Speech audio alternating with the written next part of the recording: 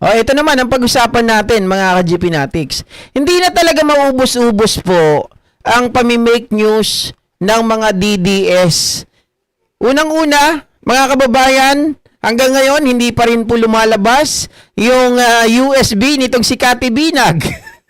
Diba? Ito na naman, nagpakalat na naman po ng kasinungalingan.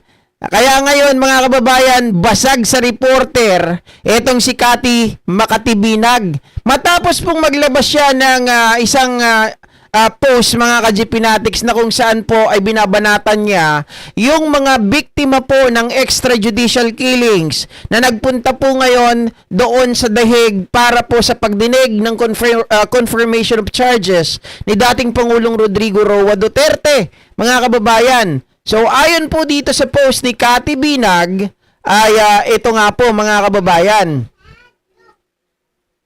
Sabi niya dito,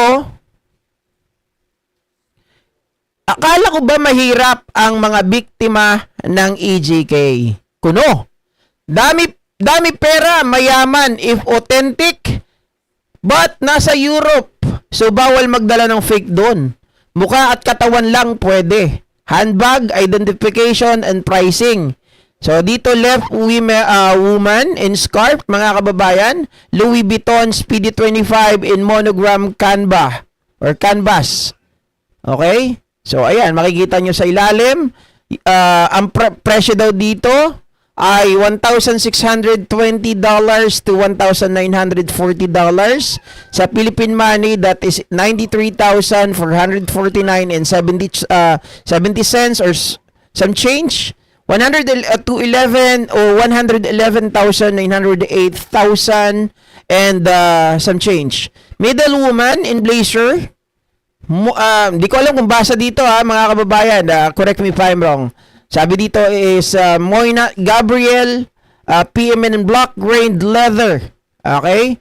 So, $4,500 to $5,000. That is equivalent to 259,582 and some change. 288 to 425,000.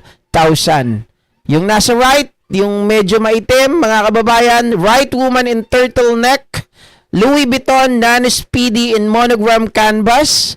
So, yun ay 1,760 to 1,920. So, in page price, 101,525 and some change to 110,755 and 20 cents. Mga kababayan, yan ang sabi nitong si Cathy Binag. Okay? So, ngayon, mga kababayan, ay syempre may naglabas ng picture na ito daw ay altered. Hindi daw totoo, mga ka-GPnatics. Pero hindi po ito pinaniniwalaan na ito ay altered. Kasi nga, yung mga DDS naglabas po ng ganitong mga pahayag. Ito daw ay mayaman. Ito daw po mga ito ay hindi mahihirap. Sabi pa nga nila, ay baka dito binigay yung pera na binigay kay Trillanes. Aba, grabe talagang mga mga espekulasyon, mga ka-GPnatics. Pero naglabas po ng pahayag mismo yung reporter na kung saan siya daw, mga kababayan, ang magkukumpirma na ang pinapakalat ni Cathy Binag ay isang fake news. Bakit kanyo, mga ka-GPnatics? Ito po ang report ng reporter na nagsasabi. Angela, samantalahin ko na rin yung pagkakataon para itanong sa iyo ito dahil may photo na kumakalat ng tatlong Buhay mga technician kamag-anak na mga biktima ng drug war na may mga daladalang mamahaling mga bag. I understand na ito ay kuha mo. Can you please clarify kung anong kwento nito? Oo.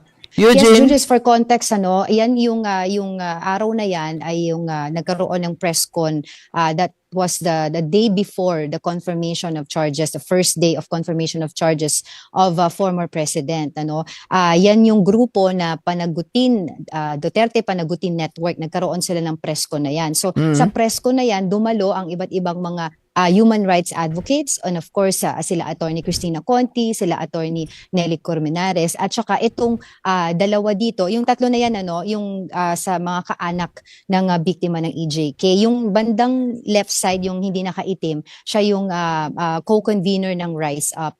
So yung dalawang nakaitim, yan yung kaanak ng biktima ng drug war. So I approached them, nagpakilala ako, at hiniling ko kung pwede silang ma-interview. That was the before the press con. Pero sabi nga sa akin nila Attorney Cristina Conti ay pagkatapos na lang ng press con. So sabi ko, sige, kunin ko na lang po yung pangalan po ninyo at saka pipicturean ko sila. I was the one who told them to stand up para merong clearer angle. Pero for that particular time, Julius, wala akong nakita na mga mamahaling bag. At wala din naman silang bag nung pinicturean ko sila. And for the entire duration na nasa loob kami ng room na yan, wala akong nakitang luxury bag. And if you can scrutinize the photo ng fake news, doon sa naka-long sleeves na younger na babae sa right side, yung kamay niya na may bag, may mga singsing siya. But pag titignan mo yung press con mismo, habang nagsasalita siya, nakikita yung kamay niya, wala naman siyang mga singsing. Oy, grabe, maliwanag na fake news. Mabuti na lang mga kababayan ay itong si Angela Lagunsad Castro, baka sasabihin na naman nila kamag-anak ni Franz Castro to. Di ba? O sasabihin na naman nila kamag-anak ni Attorney Claire Castro ito. Kaya ngayon pinagtatanggol niya yung tatlong mga babaeng ito, mga kababayan. So ayon sa kanya, she was the one who asked mga kababayan para ma-interview itong tatlong ito. Dahil nga po sila ay busy at sabi ni Attorney Conti mamaya na, so kinuha niya yung mga pangalan at nung natapos na po mga ka-GPnatics yung kanilang ginagawa ay nakipag-coordinate na siya at siya mismo ang nagpatayo sa mga ito para makakuha ng magandang anggulo. Okay? So wala siya nakikita ng mga luxury bags o mamamahaling mga bags kagaya ng Louis Vuitton, mga kababayan, walang ganon. At dun sa picture na pinapakalat ng Cathy Binag, merong mga singsing daw di umano. Mamahaling mga singsing, mga ginto. Etong babaeng medyo siya, mga kababayan, ano ba tawag dito? Talagang Pilipinang kulay nito, 'di ba? Pilipina yung kulay. Wala daw po na kahit doon makikita mo sa press con wala pong mga singsing. Pero kay Cathy Binag, mga ka-GPnatics, meron. May naniniwala pa rin pala kay Cathy Buni. Talagang alam natin na fake news yung litrato na yan. Yan, maraming salamat sa paglilinaw, Angela Lagunsad Castro. Kita nyo yung ginagawa nila na yung paninira, mga ka-GPnatics, para lang mapagdugtong-dugtong nila yung naratibo. Kasi nga from issue na itong si Trillanes ay binigyan ng $2 million to distribute para sa mga ICC investigators, mga kababayan, to the narrative na ang mga ICC victims, ang mga EJK victims rather, ay meron ding mga mamahaling bags at baka daw dito ginagastos yung mga pera na nanggaling pa daw kay Pangulong Bongbong Marcos. Kasi sabi nila, si Pangulong Bongbong Marcos daw ang nagpupondo.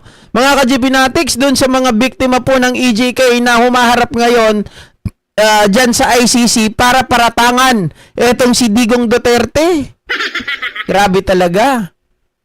Hindi na po nararapat. Dapat talaga itong mga to, Sir Attorney Sir Melvin Matibag, dapat kasuhan nyo yung mga gumagawa ng ganito. Kasi sinisira po nila yung credibility ng ICC. Sinisira po nila yung credibility ng mga witness. 'Di ba? Kasi mga kababayan, bakit po inilabas yung mga larawan na ito? Simple. Para sabihin, mga kababayan, na kaya nagsasalita yung mga pamilya ng biktima, yung mga taong ito dahil sila po ay nabayaran. Okay? Kasi kung iisipin ninyo, ang gusto nilang palabasin, galing to sa hirap. So, paano sila magkakaroon ng mga luxury bags? Paano sila makakapunta dyan sa ibang bansa? Samantalang wala naman silang mga pera. Samantalang nakasuot lang ng mga tsinelas tong mga to. So therefore, itong mga to ay mga binayaran. Sa makatuwid, itong mga ito ay tumatanggap ng lagay in exchange na sila ay magsalita laban kay dating Pangulong Rodrigo Roa Duterte. 'Di ba? Yan ang gusto nilang sabihin. Yan ang gusto nilang ipakalat. Eugene De Mesa, shoutout sa'yo. Demolition job. Correct, Ree. DDS lubog na kulto dotain nyo. Maagnas na sa kulungan ang hinayupak salot kawatan. Digonyo, mamundok na kayo ilipat sa China sa kulungan na matitigok. Puon yung tatay digong. Galit na, oh. Walang mga konsensya, ano? Paano kaya kung yung pamilya nila yung gawan ng ganyan? Samantalang siya. Mga kababayan, kung i-scrutinize lang natin itong si Cathy Binag, Diyos ko. Yung kanila lang pinanggalingan eh. Hindi na maganda. Ano bang background nito? Kumapit ng kumapit sa mga politiko. Oh. Yun ang tunay. Yun ang facts. Alam ng lahat yan. Open book. Itong si Cathy Binag. Ano mo yung USB niya na sinasabi niya na naglalaman po ng katibayan na itong si FL Lisa at si BBM ay gumagamit ng ipinagbabawal na gamot? Oh. Tapos ang gusto niya mangyari, mga kababayan, lalabas lang daw yun kapag namatay na siya. Parang style nitong si Libiste. 'Di ba? Pag namatay ako, saka lalabas 'yan. Ano? Antayin naming mamatay ka bago lumabas o wala talagang laman? Gawa-gawa mo lang.